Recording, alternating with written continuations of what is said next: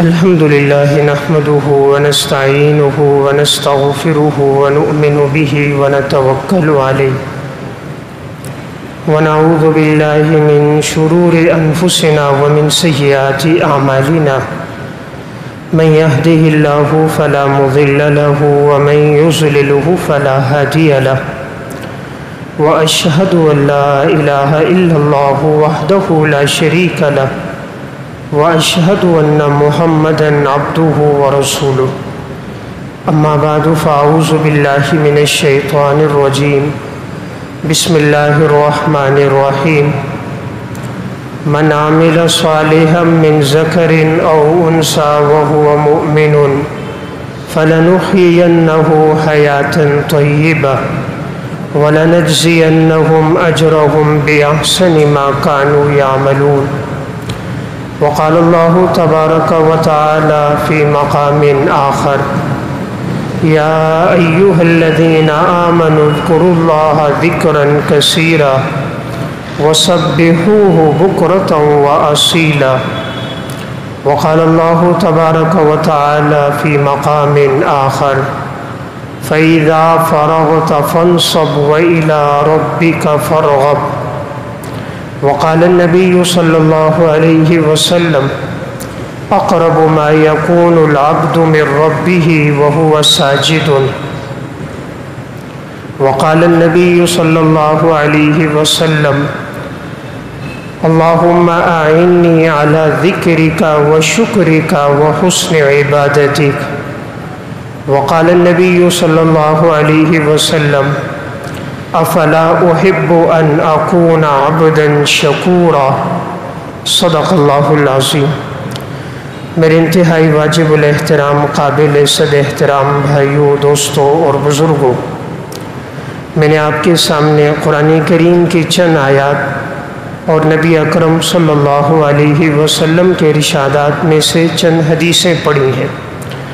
قرآن کریم کی جو پہلے میں نے آیت تلاوت کی، اس میں اللہ رب العزت ارشاد فرماتے ہیں کہ جو شخص نیک عمل کرے گا اس حال میں کہ وہ مسلمان ہو تو ہم ایسے شخص کو نہایت خوشگوار زندگی عطا کریں گے اور ہم اسے بہترین بدلہ دیں گے اسے ان اعمال کا جو وہ اعمال دنیا میں کیا کرتا تھا۔ دوسری آیت میں ارشاد فرمایا اے ایمان والو، تم اللہ کا ذکر کرو کثرت کے ساتھ اور تم اللہ کو یاد کرو صبح بھی اور شام بھی۔ تیسری آیت میں ارشاد فرمایا آپ صلی اللہ علیہ وسلم کو مخاطب کر کے کہ جب آپ ان کاموں سے فارغ ہو جائیں تو آپ اپنے آپ کو عبادت میں لگا دیں اور آپ اپنے رب کی طرف رجوع کریں اور عبادت کرتے کرتے اپنے آپ کو تھکا دیں۔ حدیث میں رسول اللہ صلی اللہ علیہ وسلم نے ارشاد فرمایا انسان سب سے زیادہ اللہ کے جو قریب ہوتا ہے، فرمایا وہ سجدے کی حالت میں اللہ کے سب سے قریب ہوتا ہے۔ دوسری حدیث میں آپ صلی اللہ علیہ وسلم نے ارشاد فرمایا اللہم اعنی علی ذکرک و شکرک و حسن عبادتک، اے اللہ میں تجھ سے مدد طلب کرتا ہوں تیری مدد اور توفیق کے ساتھ تیرے شکر کرنے پر، تیرے ذکر کرنے پر اور اچھے طریقے سے تیری عبادت کرنے پر۔ اور تیسری روایت میں آپ صلی اللہ علیہ وسلم نے فرمایا کیا میں اللہ کا پسندیدہ اور نیک بندہ اور شکر گزار بندہ نہ بن جاؤں؟ قرآن کریم کی ان آیات اور احادیث مبارکہ میں ہمیں جس چیز کی طرف توجہ دلائی گئی ہے وہ ہے عبادت کا ذوق۔ ہر مسلمان کی زندگی میں عبادت کا ذوق اور شوق ہونا چاہیے کہ وہ کثرت کے ساتھ اللہ کی عبادت کرنے والا ہو، اس کی زندگی میں صوم و صلات کی پابندی ہو، راتوں کا جاگنا ہو، دن کی تسبیحات ہو، صوم و صلات کی پابندی ہو، قیام اللیل ہو، حج اور عمرے کثرت کے ساتھ ہو، اللہ کے راستے میں خرچ کرنا ہو، سخاوت ہو، نوافل ہو، تلاوت ہو، اذکار ہو، اشراق ہو، اوابین ہو، چاشت ہو، تہجد ہو. یعنی صرف ہم سے اس چیز کا مطالبہ نہیں ہے کہ ہم نے صرف 5 نمازیں پڑھنی ہے. یہ نمازیں تو ہم پر فرض ہیں. اگر ہم نہیں پڑھیں گے تو عند اللہ ہم اللہ کے ہاں مجرم ہیں. اور سب سے پہلا سوال جو ہم سے ہونے والا ہے وہ تو نماز ہی کے بارے میں ہونے والا ہے. 5 نمازیں پڑھنا، رمضان المبارک کے روزے رکھنا، 40واں حصہ زکوٰۃ کا دینا، صاحب استطاعت ہو کر حج کرنا، یہ تو فرض ہے. مسلمان کا کام ہے کہ اس فرض کے علاوہ اس کی زندگی میں کثرت کے ساتھ نوافل ہونے چاہیے، کثرت کے ساتھ اللہ کی عبادت اور ریاضت ہونی چاہیے. اور اللہ کو ایسا ہی بندہ پسند ہے جس کی زندگی میں عبادت کی کثرت ہو، شوق عبادت اور ذوق عبادت جس کی زندگی میں موجود ہو. اس کی مثال یوں ہے، ایک آدمی کسی کو مزدور رکھتا ہے، کسی کو اپنے ہاں نوکری پہ رکھتا ہے. اب اس کی ٹائمنگ ہے صبح 8 بجے سے لے کر شام 5 بجے تک. اب اتنی ٹائمنگ کرنا یہ تو اس پر لازم ہے. اگر وہ نہیں کرے گا تو اس کی تنخواہ میں سے پیسے کاٹ دیے جائیں گے. لیکن اگر وہ 5 بجے سے زیادہ کام کرتا ہے، 5:30 6 تک کرتا ہے، ڈیوٹی 8 بجے ہے، وہ 7:30 پونے 8 پہ آ جاتا ہے، ڈیوٹی کے ٹائم کو مکمل کام میں لگاتا ہے، اپنی دیگر مصروفیات نجی معاملات میں نہیں لگاتا، تو مالک اس سے بڑا خوش ہوتا ہے کہ یہ آدمی بہت اچھا ہے. مزدور جس کام کے لیے لایا جائے اس کام کو احسن طریقے سے ادا کرتا ہے. تو اللہ بھی جب دیکھتا ہے میں نے بندے پہ 5 نمازیں فرض کی، یہ وہ بھی پڑھتا ہے، اس کے ساتھ یہ چاشت، اشراق، اوابین اور نوافل کا بھی اہتمام کرتا ہے، تو اللہ کو یہ بندہ بہت پسند ہے کہ جو بندہ اللہ کی عبادت میں اپنا وقت لگائے. دنیا میں آج ہم یہ دیکھتے ہیں کہ لوگ کہتے ہیں عبادت کی کثرت کیسے ہوگی، ایک آدمی کثرت سے نوافل کیسے پڑھے گا، تلاوت کیسے کرے گا، یہ تو بہت مشکل کام ہے. دیکھیں دنیا میں جب انسان کو گناہ کے ساتھ عارضی بظاہر لذت نظر آتی ہے، حقیقت میں وہ لذت نہیں ہوتی. گناہ کی لذت یوں ہوتی ہے جیسے کھجلی والا آدمی جسم پہ خارش کرتا ہے، وہ خارش کرتا ہے سمجھتا ہے مجھے راحت مل رہی ہے، حالانکہ وہ اپنے آپ کو تکلیف دے رہا ہوتا ہے. جتنا جسم پہ کھجلی کرتا ہے اتنی اس کی جلد خراب ہوتی ہے، بیماری بڑھتی جاتی ہے. گناہ کرنے والا سمجھتا ہے گناہ سے مجھے راحت مل رہی ہے، حالانکہ اس گناہ کی وجہ سے اس کی زندگی کے اندر اور بے چینی، بے قراری، شہوت، خواہشات، اللہ سے دوری، بے آرامی، بے سکونی بڑھتی جاتی ہے. تو جب گناہ میں انسان وقت گزار رہا ہوتا ہے تو آج آدمی سمجھتے ہیں نیکی میں کیسے وقت گزرے گا، کوئی 200 رکعت نوافل کیسے پڑھے گا، 100 رکعت کیسے پڑھے گا، 5-6 سپارے کیسے تلاوت کرے گا، دن میں 400-500 دفعہ تسبیحات کیسے پڑھے گا. دیکھیں ایک آدمی آج دنیا میں کسی کے عشق میں مبتلا ہوتا ہے اور وہ اس کے ساتھ 4-4 گھنٹے فون پہ بات کر رہا ہوتا ہے. اس نے پیکیج لگایا ہے، اس کی ساری رات اس سے بات کرتے ہوئے گزر جاتی ہے، اس کے انتظار میں کبھی کالج کے باہر، کبھی یونیورسٹی کے باہر، کبھی ایک کنارے پر کبھی دوسرے کنارے پہ کھڑا نظر آتا ہے. سینما ہالوں میں جائیں 5-5 6-6 گھنٹے وہ کھڑے فلم دیکھتے ہوئے نظر آتے ہیں. میچ ہو رہا ہوتا ہے اسٹیڈیم میں 8-8 10-10 گھنٹے وہ بیٹھے ہوئے. بعض جگہوں میں تو 4 گھنٹے پہلے آتے ہیں، میچ ختم ہونے کے 2 گھنٹے بعد بھی رہتے. 16 گھنٹے وہ دنیا کے لیے بیٹھے ہوئے جس میں کوئی راحت نہیں، کوئی نیکی نہیں، کوئی ثواب نہیں. ہاں گناہوں کا ذریعہ ہے، بدنظری ہو رہی ہے، نمازیں چھوٹ رہی ہیں، شریعت کے احکامات کو فراموش کیا ہے، حقوق العباد کی حق تلفی کر رہا ہے، پیسہ دے کر گناہ خرید رہا ہے. وہاں آدمی کا وقت لگتا ہے. لیکن عبادت کی بات آ جائے کہ نوافل پڑھو، کثرت سے تلاوت کرو، اللہ کو یاد رکھو، کہتے ہیں مشکل کام ہے. جی ہوتا نہیں ہے. یہ کیسے ہو سکتا ہے کوئی اتنی رکعت نوافل پڑھے، تلاوت کرے، جب دنیا کے کاموں میں انسان وقت لگا سکتا ہے. 10 گھنٹے ڈیوٹی ہے، 3 گھنٹے اوور ٹائم لگا سکتا ہے. مسجد میں آدھا گھنٹہ اوور ٹائم نہیں لگا سکتا. 5 نمازیں تو رب نے فرض کی ہیں، یہ مسجد میں ان نمازوں کے علاوہ کتنا وقت دیتا ہے؟ آج ہم آتے ہیں سب سے آخر میں، نماز کی آخری صف میں کھڑے ہوتے، 1 رکعت ملتی ہے، اوپر نیچے ہو کر سلام پھیرا، یوں بھاگ گئے جیسے کہ کوئی آدمی جیل میں بند ہو اور دروازہ کھولو اور وہ جلدی سے نکل جائے۔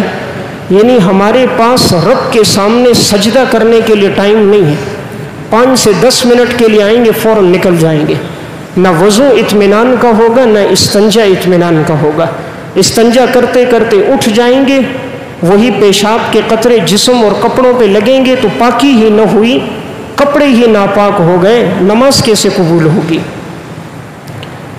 مسجد کی طرف دوڑتے ہوئے آئے، اوپر نیچے یوں سجدہ کر دیا جیسے حدیث میں آتا ہے ایک مرغا چونچ مارتا ہے، چونچ مارا اوپر ہوا، مارا اوپر ہوا، نہ اللہ کا ذکر کیا نہ یاد کیا، اٹھ کے چلا گیا۔ انسان ہر کام کے لیے آج وقت نکال رہا ہے، عبادت کے لیے وقت نہیں نکالتا۔ دنیا کا ہنر سیکھنا ہے، 6 سال لگا دیتے ہیں، 8 سال لگا کے ہنر سیکھتے ہیں، دنیا کی تعلیم کے لیے 16 سال کا وقت لگا دیتے ہیں، رب کی عبادت کے لیے کتنا وقت نکالا ہے؟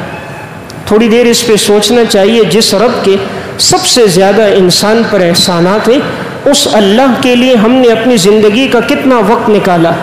24 گھنٹوں میں کتنا وقت اللہ کے سامنے عبادت میں گزرتا ہے؟ 5 نمازوں میں تو بمشکل 1.5 گھنٹہ بھی نہیں لگتا، ہم وہ وقت بھی نہیں دیتے چہ جائے کہ ہم دیگر نوافل پڑھیں، اذکار کریں، صوم و صلات کی پابندی کریں۔ سلف کی زندگی میں یہ بات تھی، وہ ان فرائض کے ساتھ اپنی زندگی کو شوق عبادت اور ذوق میں گزارتے تھے، اس لیے اللہ تعالیٰ نے ان لوگوں کو راحتیں عطا کی تھیں۔ میں چند واقعات آپ کے سامنے عرض کروں گا، حضرات صحابہ اور سلف کی زندگی کیسے گزری تھی۔ میری اور آپ کی زندگی تو انٹرنیٹ اور کیبل میں گزرتی ہے، صبح آنکھ کھلتی ہے موبائل ہاتھ میں ہوتا ہے، جب تک رات کو آنکھ بند نہیں ہوتی موبائل سینے سے ہٹتا نہیں، نظروں کے سامنے سے اسکرین دور نہیں ہوتی، ہاتھوں کی انگلیاں موبائل کی اسکرین سے ہٹتی نہیں۔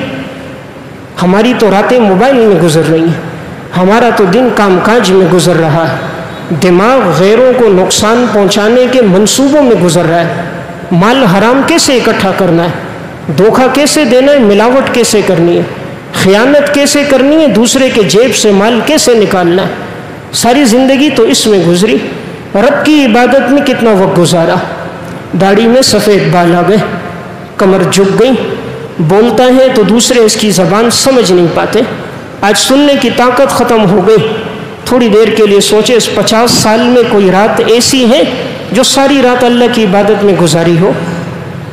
اس 40 سالہ زندگی میں کوئی دن ایسا ہے کہ 50 رکعت نوافل پڑھے ہوں؟ اس 40 سالہ زندگی میں کوئی دن ایسا ہے کہ جس دن میں میں نے 5 سے 6 سپارے قرآن کریم کی تلاوت کیے ہوں؟ اس 50 سالہ زندگی میں کوئی دن ایسا ہے میں نے رب کے نام کا ذکر لا الہ الا اللہ 3000 دفعہ پڑھا ہو؟ اس 50 سالہ زندگی میں کوئی دن ایسا ہے کہ جو سارا دن میں نے اللہ کے راستے میں قیام اور جہاد میں گزارا ہو؟ شاید کوئی دن نہیں ہوگا، ہمارے نامہ اعمال اس سے خالی ہیں۔ ہاں ایسے دن موجود ہیں، موسیقی میں ہماری راتیں گزر گئی، شادی بیاہ میں پوری رات جاگنے میں گزر گئی، شادی حالوں میں محفل اور تفریح کے پروگراموں میں رات گزر گئی، موبائل دیکھتے دیکھتے رات گزر گئی، سیر و تفریح کے لیے دور دراز کے مقامات پہ گھنٹوں نہیں ہفتوں گزارتے ہوئے ہماری زندگی گزر گئی۔ کوئی رات ایسی بھی ہے جو رب کے سامنے گزری ہو؟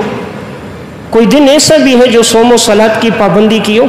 شکوے تو رب سے بہت کرتے ہیں، رزق میں برکت نہیں ہے، ساس بہو کا جھگڑا ہے، باپ بیٹے کا جھگڑا ہے، آئے دن پریشانی کیوں ہے، یہ بیماری کیوں ہے، یہ حالات کیوں ایسے آ گئے؟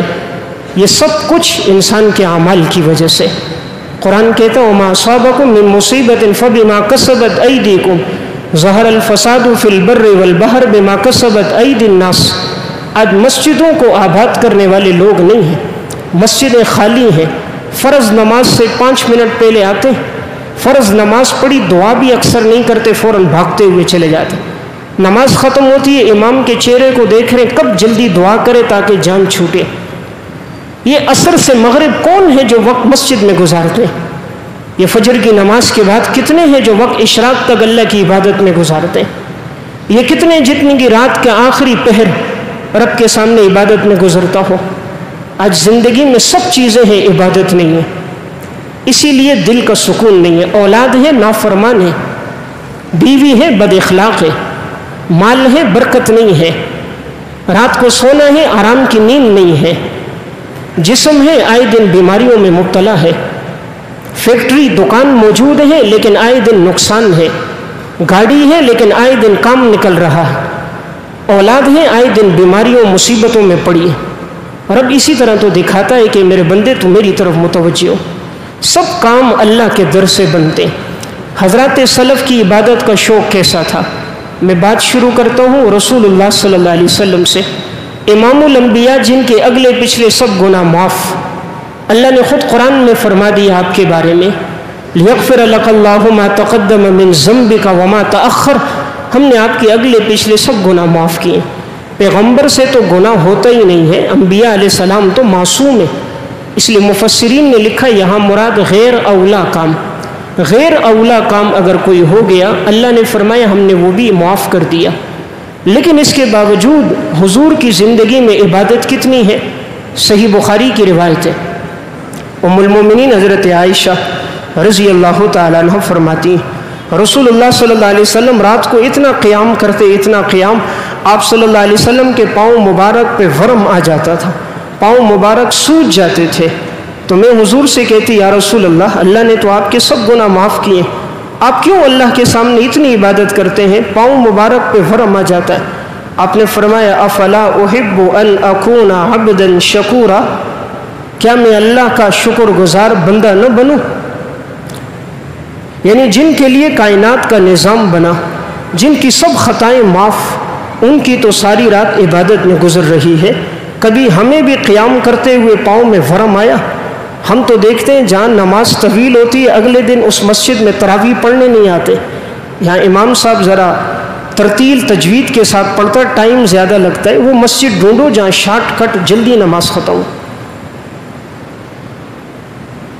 صحیح مسلم کی روایت حضرت حذیفہ بن یمان رضی اللہ تعالیٰ عنہ فرماتے میں آپ صلی اللہ علیہ وسلم کے ساتھ رات کے وقت حضور جب رات کو اٹھے عبادت کے لیے تو میں حضور کے پیچھے کھڑا ہو گیا، کہا آپ صلی اللہ علیہ وسلم نے سورہ بقرہ شروع فرمائی، بڑی تجوید ترتیل کے ساتھ پڑھ رہے تھے، میں پیچھے کھڑا ہوں، میں نے سوچا 100 رکعتیں آیتیں پڑھ کر آپ رکوع کر لیں گے، 100 آیتیں ہو گئی لیکن رکوع نہ ہوا، میں سوچنے لگا 200 آیتوں پر ہوگی، 200 ہو گئی، سورہ بقرہ مکمل ہو گئی، آل عمران مکمل ہو گئی، نساء مکمل ہو گئی، تب آپ صلی اللہ علیہ وسلم نے رکوع فرمایا رکوع بھی اتنا لمبا جتنا قیام، رکوع سے اٹھ کر قیام بھی اتنا لمبا جتنا رکوع، پھر سجدہ بھی اتنا لمبا جتنا قیام اور رکوع، اور جب کسی آیت پہ اللہ سے مانگنے کی باری ہوتی آپ دعا میں مانگ رہے ہوتے، جہاں جہنم سے پناہ ہوتی آپ پناہ مانگ رہے ہوتے، جہاں سوال کا تذکرہ ہوتا آپ سوال کرتے تھے،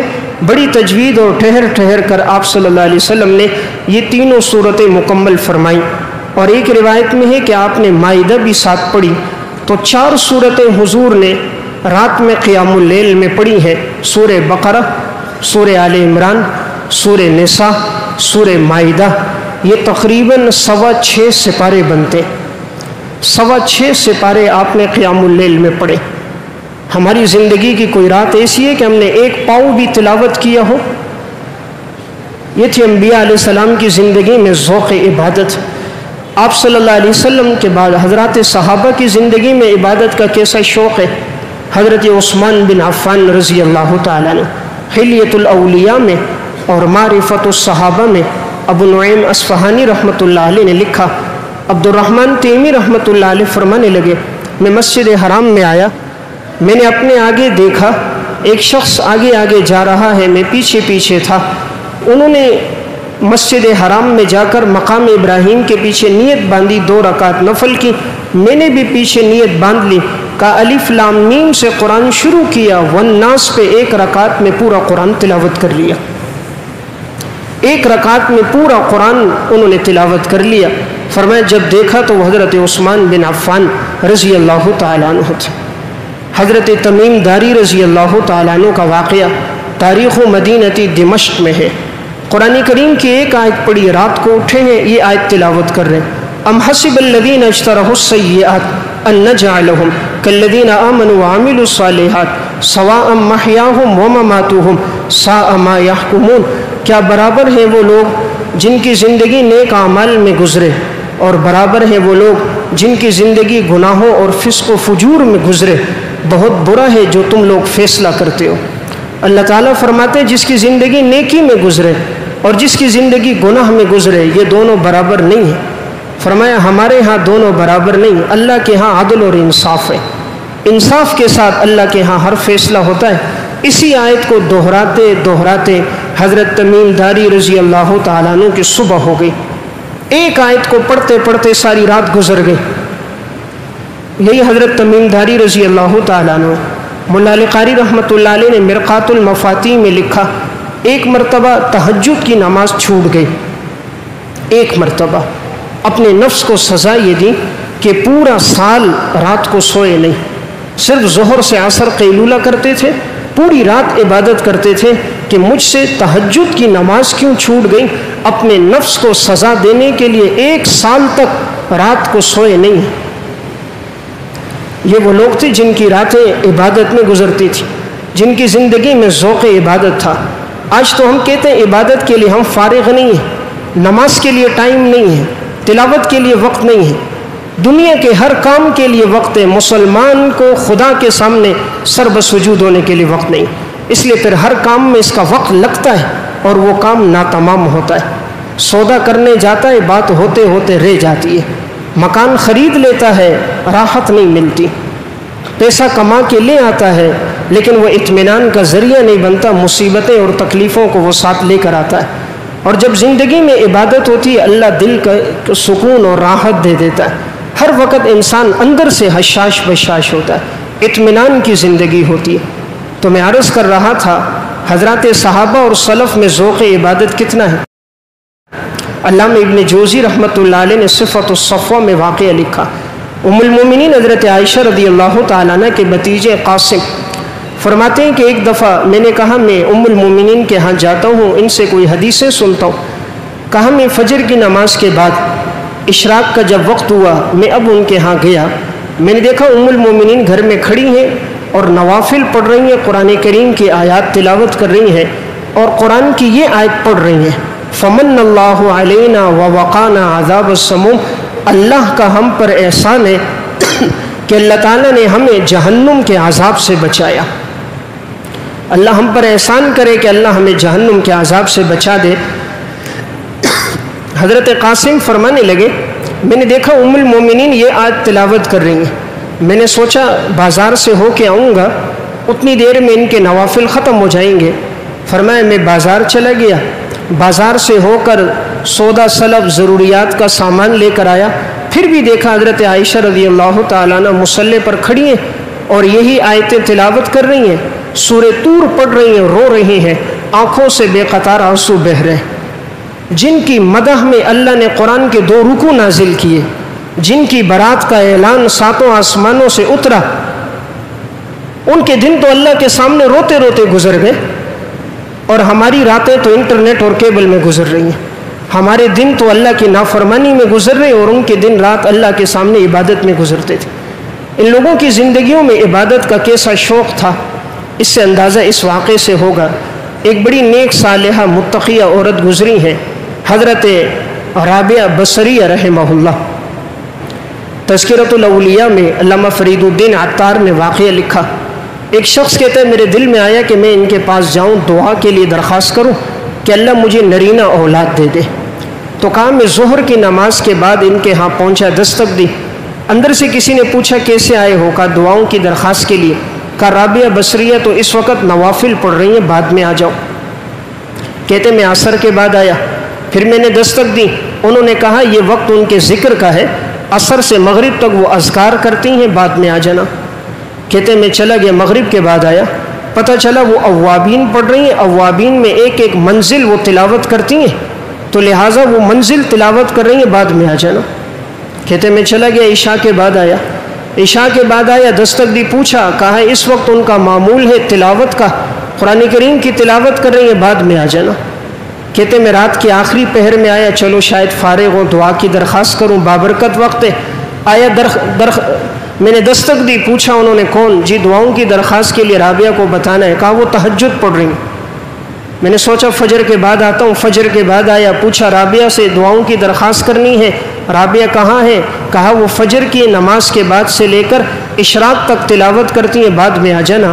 اشراق کے بعد آیا تو پتہ چلا یہ وقت ان کے آرام کا ہوتا ہے، پھر بعد میں ملاقات ہوگی۔ تو کہتے میں سوچنے لگا، جس وقت گیا میں نے ان کو عبادت کرتے ہوئے پایا، جس وقت گیا میں نے ان کو عبادت کرتے ہوئے پایا۔ جب زندگی میں عبادت ہوتی ہے اللہ رب العزت سکون اطمینان دیتا ہے، اللہ رزق کو قدموں میں لے آتا ہے۔ رزق کے دروازے میرے رب کے پاس ہے، کائنات کے اندر جو کچھ ہے سب کے خزانے اللہ فرماتے ہیں میرے پاس ہے۔ وَفِي السَّمَاءِ رِزْقُكُمْ وَمَا تُوعَدُونَ، ہم نے تمہارا رزق آسمان میں رکھا ہے، ہم رزق کو زمین میں تلاش کر رہے ہیں۔ یہ رزق اللہ نے پیدا کیا اور رزق کے خزانے اللہ سے تعلق کے ساتھ ہیں۔ جب اللہ سے تعلق مضبوط ہوگا اللہ رزق کے دروازے کھول دے گا۔ ہم ساری زندگی زمین میں تلاش کرتے رہے، کبھی ایک کو راضی کیا، کبھی دوسرے کو، کبھی مینیجر کو راضی کیا، کبھی سیٹ کو راضی کیا، وہ بھی راضی نہیں ہوتے اور رزق بھی بند رہتا ہے۔ جس دن کائنات کے رب کو راضی کر دیا وہ سب کے دلوں میں محبت ڈال کے رزق کے دروازے کھول دے گا۔ تو میں عرض کر رہا تھا حضرات سلف کی زندگی میں عبادت کا کیسا معمول ہے۔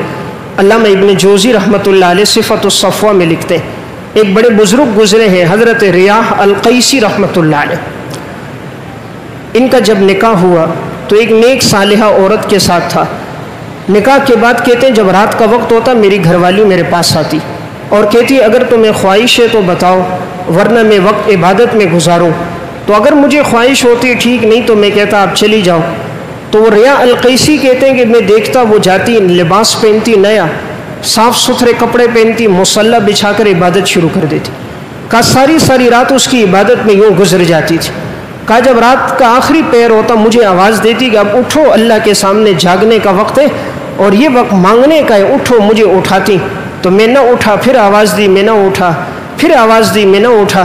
کہا مجھے تو لوگوں نے کہا تھا یہ عبادت کرنے والے مجھے دھوکے میں ڈال دیا، میں نے تو اس وجہ سے نکاح تھا کہ ان کی زندگی میں عبادت ہوگی، لیکن میں نے تو تمہیں رات کے آخری پہر میں عبادت کرتے نہیں دیکھا۔ ریاح القیسی کہتے میں فوراً اٹھا اور پھر میں گیا وضو کیا، تہجد پڑھنے لگا اور مجھے اپنے اوپر شرم آنے لگی کہ لوگ مجھے عبادت گزار کہتے ہیں، میری رات سوتے ہوئے گزر گئی اور میری بیوی ابھی آئی ہے، نئی نویلی دلہن ہے، جوانی ہے اور اس کی ساری رات اللہ کے سامنے عبادت میں گزر گئی۔ کہ لوگ مجھے عبادت گزار کہتے ہیں، شب بیدار تو میری اہلیہ ہے۔ آج تو شبیں گزرتی ہیں موبائل میں، سلف کی شبیں گزرتی تھی رب کے سامنے مصلی پر۔ اس لیے اللہ تعالیٰ نے ان لوگوں کو دنیا میں بھی عزت دی تھی، آخرت کی عزت تو تھی ہی ان کے لیے دائمی۔ اللہ نے ان کے لیے رزق کے دروازے بھی کھول دیے تھے، اطمینان اور سکون کی زندگی وہ لوگ گزار کے گئے۔ علامہ ابن جوزی رحمۃ اللہ علیہ نے صفۃ الصفوہ میں ایک واقعہ لکھا۔ حضرت عبد الواحد بن زید رحمۃ اللہ علیہ بڑے اللہ والے بزرگ گزرے، انہوں نے اللہ سے دعا کی تھی کہ یا اللہ جو جنت میں میرا ساتھی ہو اگر تو مجھے جنت نصیب فرما دے تو جنت کے میرے ساتھی سے میری ملاقات بھی کرا دے۔ دعا کرتے یا اللہ جنت نصیب فرما، جنت میں جو ہوگا میرے قریب یا اللہ دنیا میں مجھے اس سے ملا بھی لے۔ بڑے نیک آدمی تھے، ساری زندگی عبادت اور ریاضت میں گزری۔ ایک دن خواب دیکھا، کسی نے کہا کہ فلاں جنگل میں جاؤ وہاں حضرت شعوانہ ہے، وہ تمہاری جنت کی ساتھی ہیں۔ عبد الواحد بن زید کہتے میں اٹھا اور میں اسی جنگل میں پہنچا، تلاش کرتے کرتے پوچھا حضرت شعوانہ کون ہے؟ انہوں نے بتایا فلاں جگہ پر ہوتی ہیں۔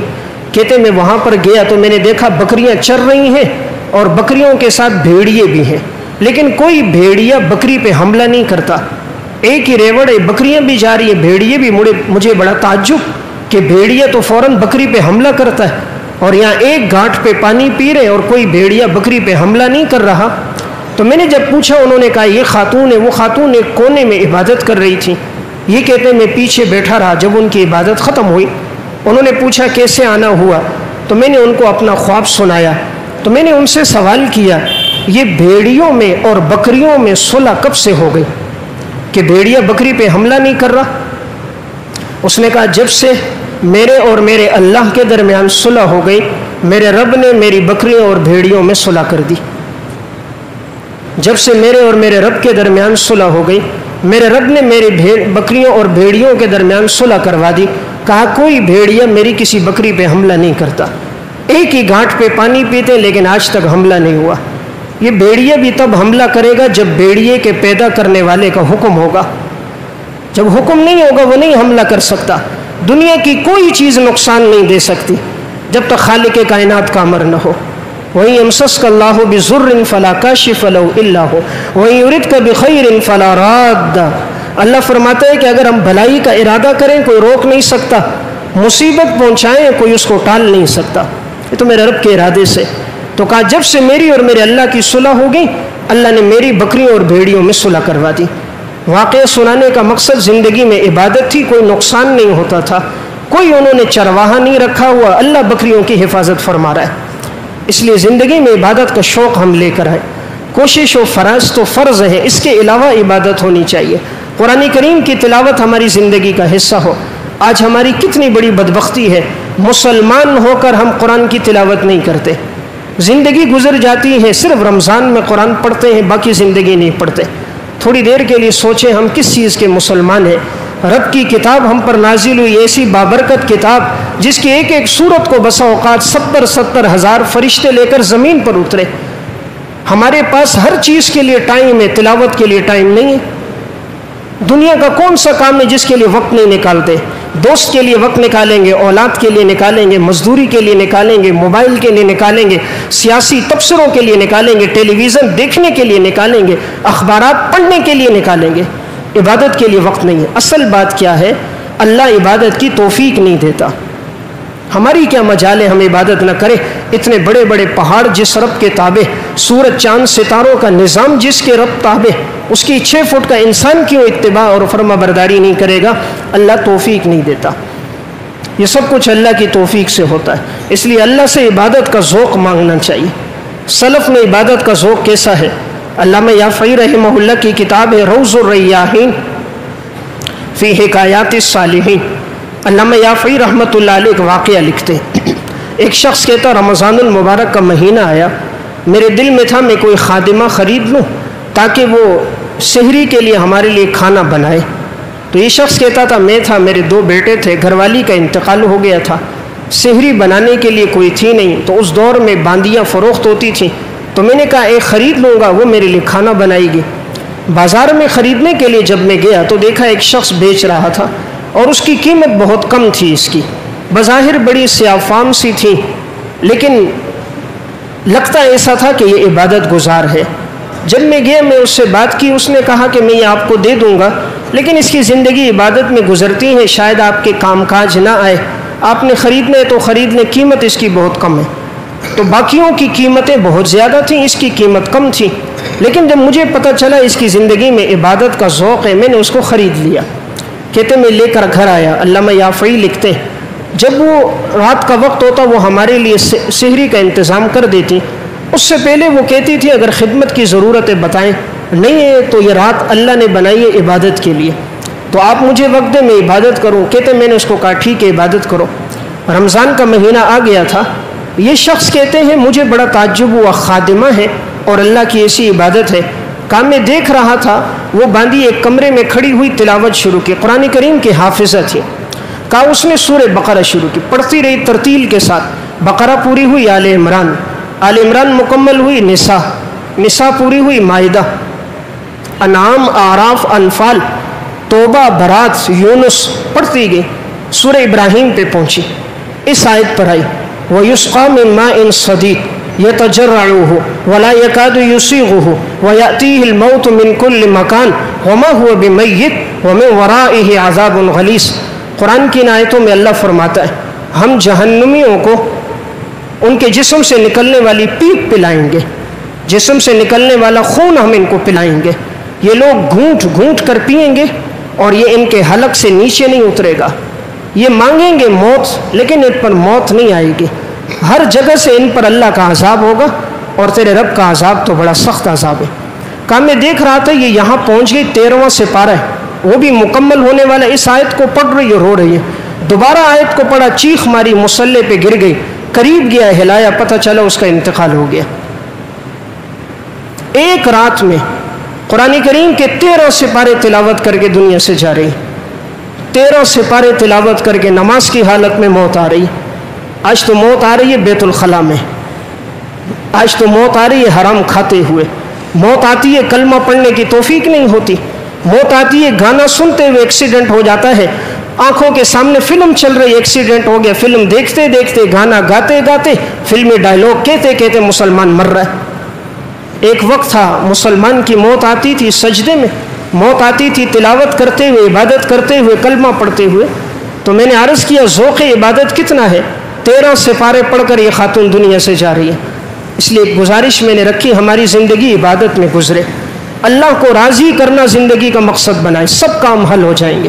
جس کا رب ہے اس کا سب ہے، جس کے ساتھ کائنات کا بادشاہ ہے اس کے ساتھ ساری کائنات ہے۔ اللہ جس کا مطمع نظر بن گیا، اللہ رب العزت ساری کائنات کو اس کے لیے لے آتا ہے۔ آپ دیکھیں یہ جتنے بڑے لوگ گزرے ہیں اور اللہ نے ان سے دین کا دنیا کا بہت بڑا کام لیا، ان کے ذریعے اللہ نے ہدایت کو پھیلایا۔ یہ وہی لوگ تھے جن کے والدین آباء و اجداد میں عبادت بہت تھی۔ حضرت شیخ الحدیث مولانا زکریا صاحب رحمۃ اللہ علیہ، اللہ تعالیٰ نے اس گھرانے سے بڑی خدمت لی۔ ان کے چچا ہیں حضرت مولانا الیاس صاحب رحمۃ اللہ علیہ جو تبلیغی جماعت کے بانی ہیں۔ ان کی جو والدہ تھیں ان کی زندگی میں اتنی عبادت تھی، ایک کتاب ہے مولانا محمد الیاس اور ان کی دینی دعوت، اس میں لکھا مولانا الیاس صاحب کی یہ والدہ رمضان المبارک میں 40 سپارے قرآن کی تلاوت ہر دن کرتی تھی، ایک قرآن اور 10 سپارے۔ عام دنوں میں معمول تھا ایک منزل پڑھتی تھی۔ قرآن کریم میں جو 7 منزلیں ہیں نا، یہ سلف کی ترتیب ہوتی تھی، سلف میں ہر ایک ہفتے میں پورا قرآن پڑھتا تھا۔ یہ 7 منزلیں اس اعتبار سے کہ مسلمان کا ہفتے میں قرآن پورا ہونا چاہیے، تو اس خاتون کا معمول تھا ایک منزل یہ روزانہ پڑھتی۔ آگے لکھا ہے 5000 مرتبہ درود شریف پڑھتی تھی، لا الہ الا اللہ 2000 دفعہ، لفظ اللہ 5000 دفعہ، سبحان اللہ الحمدللہ لا الہ الا اللہ واللہ اکبر، یہ ساری تسبیحات اس کے علاوہ تھیں۔ جب اس عورت کی زندگی میں اتنی عبادت تھی، اللہ نے پھر اس کے بیٹے سے دین کا بہت بڑا کام لیا، حضرت مولانا الیاس صاحب سے۔ پھر دوسرے بیٹے مولانا یحییٰ صاحب سے اللہ نے بڑا کام لیا۔ پھر اللہ نے ان کے بیٹے مولانا محمد یوسف کاندیلوی جنہوں نے حیات الصحابہ لکھی، امانی الاحبار لکھی، منتخب احادیث لکھی۔ پھر مولانا یحییٰ کے بیٹے شیخ الحدیث مولانا زکریا سے اللہ نے اوجز المسالک، لامع الدراری پہ حواشی، الکوکب الدری پہ حاشیہ، دین کا بہت بڑا کام لیا۔ پیچھے کیا بات نظر آئی؟ اس خاتون کی عبادت۔ ہم نے عبادت کو فضول سمجھا ہے، پھر تمنا کرتے اولاد نیک کیوں نہیں ہوتی، یہ آنکھوں کی ٹھنڈک کیوں نہیں بنتی، یہ ملک اور ملت کا پاسبان کیوں نہیں بنتی، یہ دین کے ترجمان کیوں نہیں بنتی؟ کیا تو نے کوئی رات رب کے سامنے روتے ہوئے بھی گزاری، اللہ سے اولاد کے لیے مانگا بھی؟ آج تو ساری کوشش ہے اولاد کے جسم کے لیے، اس کو کپڑا اچھا مل جائے، اس کو روٹی اچھی مل جائے، کھانا اچھا مل جائے، اس کے 2 مکان 3 ہو جائیں، گاڑی ہو جائے، موبائل ہو جائے۔ کبھی اس کے اندر کے لیے بھی محنت کی، اس کی روح کے لیے محنت کی اور سوچا ہو اس کا اندر ٹھیک ہو جائے، اس کا باطن ٹھیک ہو جائے۔ انبیاء علیہ السلام نے ظاہر پہ محنت نہیں کی، باطن پہ محنت کی۔ انسان باطن سے بنتا ہے، ظاہر سے نہیں بنتا، اس لیے سلف کی محنت باطن پہ رہی۔ حضرت حکیم محمد سعید شہید رحمۃ اللہ علیہ، یہ ہمدرد کا ادارہ جنہوں نے قائم کیا، اللہ نے ان کو ایک بڑا مقام دیا تھا۔ اردو کی ایک کتاب ہے ماں، واصل عثمانی کی کتاب ہے، اس میں انہوں نے لکھا حکیم محمد سعید شہید رحمۃ اللہ علیہ اپنی والدہ کے بارے میں فرماتے ہیں، یہ پورا گھرانہ ہمدرد کا حفاظ کا گھرانہ تھا، مرد ہو، عورتیں ہوں، بچے ہو، سب قرآن کے حافظ ہوتے تھے۔ حکیم محمد سعید کہتے ہیں کہ میری والدہ کو میں نے جب دیکھا، صبح اٹھتا تھا مصلے پہ ان کو دیکھتا تھا، رات جب تک میں سوتا نہیں تھا میں ان کو مصلے پہ دیکھتا تھا۔ کہا مجھے یاد نہیں کبھی تہجد چھوٹی ہو، کبھی اشراق اور اوابین ان سے چھوٹی ہو۔ کہا وہ ناراض ہوتی تھی تو صرف اس پر کہ ہم سے نماز رہ جائے، خوش ہوتی تھی تو صرف اس پر جب ہم نماز اور تلاوت کرتے تھے۔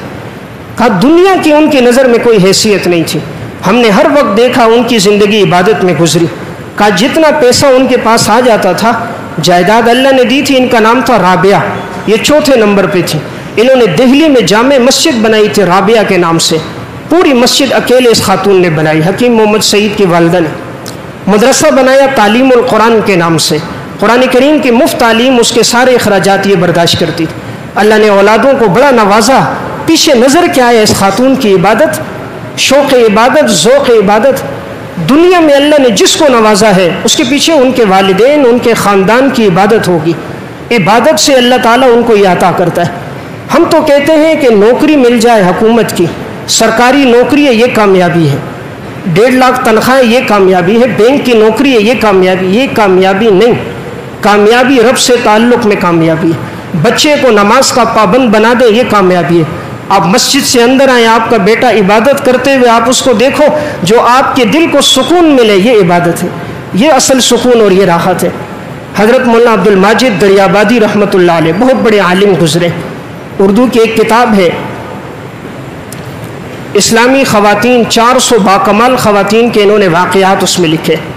اس میں مولانا عبد الماجد دریابادی رحمۃ اللہ علیہ بہت بڑے عالم تھے، ان کی والدہ کے بارے میں لکھا کہ ان کی زندگی میں عبادت کا ذوق کتنا تھا۔ کہا رات کا جب آخری پہر ہوتا تھا وہ پورا آخری پہر عبادت میں گزرتا تھا۔ کہا ہم سے تو 5 نمازیں مشکل ہوتی، لیکن ہم نے کبھی ان کو اشراق، اوابین، چاش چھوڑتے ہوئے بھی نہیں دیکھا۔ کہا 85 سال تک عمر ہو گئی تھی، فرض تو فرض روزے ہیں، وہ اس کے علاوہ ذی الحجہ کے روزے بھی رکھتی، شوال کے 6 روزے بھی رکھتی، ہر مہینے میں 3 روزے بھی رکھتی، پیر اور جمعرات کا روزہ بھی رکھتی۔ 85 سال تک کبھی بیٹھ کر نماز بھی نہیں پڑھی۔ کہا یہ تو نماز نہیں جو ہم کرسیوں پہ پڑھ رہے ہیں، نماز تو قبول ہو جاتی ہے، آج گھنٹے باہر کھڑے ہوتے گفتگو کرتے ہیں، نماز کی باری آتی ہے کرسی پہ بیٹھ جاتے۔ کیا خدا کے سامنے عبادت کے لیے انسان نہیں کھڑا ہو سکتا جو اتنا گھنٹوں بار وقت دے سکتا ہے؟ معذوری کی حالت میں تو جائز ہے، معذوری نہ ہو تو عبادت کی بنا مشقت پر ہے، جتنی مشقت ہو اتنا اللہ کے ہاں اجر و ثواب زیادہ ہے۔ ہماری نماز میں ٹائم کتنا لگتا ہے؟ 10 سے 15 منٹ ہے، تو اس خاتون نے 85 سال تک اکثر رات کا حصہ اس کا عبادت میں گزرتا تھا۔ حج کے لیے چلی جاتی، سارے ارکان اسی طرح ادا کرتی، دن میں 2 عمرے یہ کرتی تھی۔ تو میں عرض کر رہا تھا اتنی عبادت ان کی زندگی میں تھی، اللہ نے ان کے بیٹے سے پھر دین کا بہت بڑا کام لیا۔ بیت اللہ گئی، دعا کی اللہ میرے بیٹے سے قرآن کریم کی تفسیر کا کام لے، انہوں نے تفسیر ماجدی لکھی۔ دعا کی اللہ ان کو ہدایت کا ذریعہ بنا، اللہ نے سینکڑوں لوگوں کے لیے ہدایت کا ذریعہ بنا دیا۔ اس لیے سلف میں جس کی زندگی دیکھو گے آپ کو عبادت کی بات نظر آئے گی۔ یہ وہ لوگ تھے، آج تو ہم فرض حج نہیں کرتے، پیسہ لگے گا، وہ لوگ زندگی میں 55 حج کر کے چلے گئے۔ امام ابو حنیفہ رحمۃ اللہ علیہ 95 ہجری سے لے کر 150 تک زندگی میں 55 حج کیے امام ابو حنیفہ نے۔ امام مکی بن ابراہیم رحمۃ اللہ علیہ زندگی میں 70 مرتبہ حج پہ گئے۔ سفیان ابن عیینہ رحمۃ اللہ علیہ فرماتے جب حج پہ جاتا اللہ سے دعا کرتا یا اللہ اس کو میری زندگی کا آخری حج نہ بنا۔ 70 سال تک کہا میں جاتا رہا، دعا کرتا رہا، اللہ نے 70 سال مجھے حج کی توفیق دی۔ پھر کہا مجھے شرم آئی کہ اب دعا مانگوں، پھر دعا نہیں مانگی، اگلے سال ان کا انتقال ہو گیا۔ ہم تو فرض حج پہ نہیں جاتے، پیسے لگ جائیں گے 8-9 لاکھ روپے، عمرے پہ 4-5 لاکھ روپے لگ جائیں گے۔ اللہ کی قسم حج کر کے کوئی غریب نہیں ہوا، عمرہ کر کے کسی پہ تنگ دستی نہیں آئی، اللہ کے راستے میں خرچ کر کے کوئی فقیر نہیں بنا۔ جن پہ تنگ دستی آئی ہوگی ان کا پیسہ گناہوں میں لگتا ہوگا، ان کا رسم و رواج پہ لگتا ہوگا، فحاشی اور یعنی پہ، نام و نمود پہ، مکانات پہ، گاڑیوں پہ لگتا ہوگا۔ رب کے نام پہ خرچ کر کے امام الانبیاء فرماتے ما نقصت صدقۃ من مال، رب کے راستے میں خرچ کر کے تمہارا مال کبھی کم نہیں ہوگا۔ کنویں سے جتنا پانی نکالو اس پانی میں کمی نہیں آتی، اللہ پانی نیچے سے اور جاری کر دیتا۔ حج عمرہ کر کے کوئی غریب نہیں ہوگا، رب کے نام پہ خرچ کر کے کوئی تنگ دست نہیں ہوتا، لیکن مسلمان کا ایمان مادیت پر آ گیا۔ تو میری ساری معروضات کا خلاصہ ہم اپنی زندگی میں عبادت کا شوق لے کر آئے۔ آج کل سردی کی راتیں بڑی لمبی راتیں ہیں، کوشش کریں رات کے آخری پہر میں اٹھ کر تہجد کی نماز پڑھیں، اللہ کے سامنے روئیں، اللہ سے مانگیں اپنے لیے، اپنی اولاد کے لیے، رزق کے لیے۔ آپ دیکھیں گے چند دن گزریں گے نہیں، اللہ رب العزت آپ کی ساری دعاؤں کو قبول کر دے گا۔ اللہ مجھے اور آپ کو عمل کی توفیق عطا فرمائے۔